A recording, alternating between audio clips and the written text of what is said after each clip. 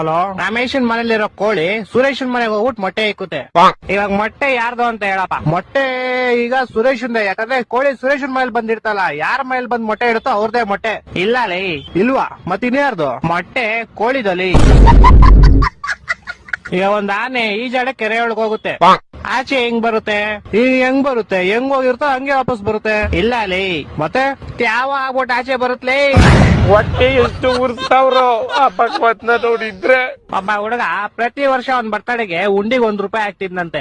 60 ವರ್ಷ ಆದ್ಮೇಲೆ ನೋಡಿದ್ರೆ ಅದ್ರಲ್ಲಿ ಬರೀ ₹12 ಐತಂತೆ. ಹೆಂಗೆ ಅಂದ್ರೆ ಅವ್ನು ಯಾರ ಚಪ್ಪಲಿ ಇರ್ತಾನೆ ಎತ್ಕೊಂಡಿರ್ತಾನೆ. ಇಲ್ಲ ಲೇ, ಮತ್ತೆ ಅವ್ನ್ ಬರ್ತಡೆ ಫೆಬ್ರವರಿ 29 ಇತ್ಲೇ.